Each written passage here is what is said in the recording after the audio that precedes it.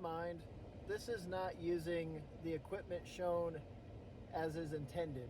I just happen to know that doing this isn't going to completely destroy anything. You might not be so lucky. So don't try this unless you are completely okay with breaking whatever you're working with. So at one point I posed the question whether or not you could use these Xbox SSD expansion cards as a stand-in for CF Express Type B. Nobody could really give me a straight answer. I mean, some people said that, well, the plastic on there is going to make it so that way it won't fit into the slot. And yes, that does make it so that way it won't fit. But you can take the plastic off. Observe. Now actually putting it in the camera, well, doesn't entirely work because the card is a little bit too big. It's all the way in there and it's still sticking out. So what we can do is we can use a screwdriver to push the little pin right there, and that'll make the camera think that the door's closed and it'll try to read the cards. So let's go ahead and find out what the hell happens. Now there should be a little bit of foreshadowing here given that I had to turn the camera on before opening the card door.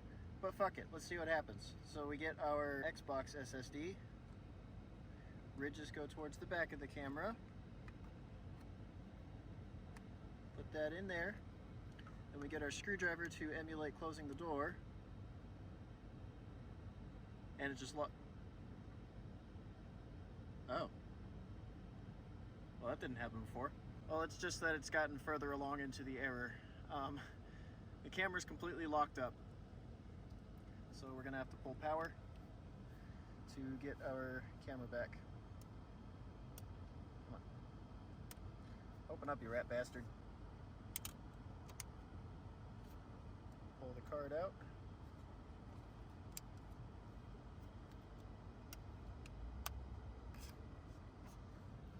Close the battery door. Camera comes back to life. So it's just fine.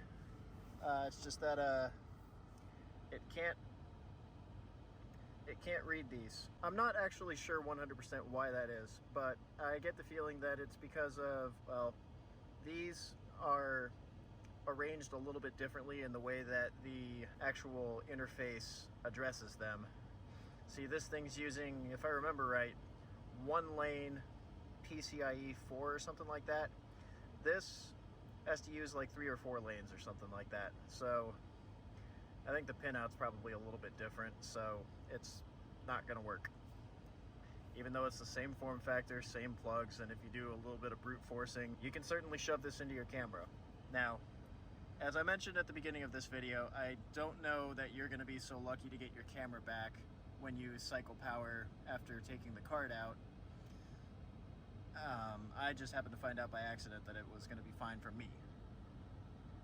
Don't try this at home unless you can afford to lose the camera that you're going to test it on.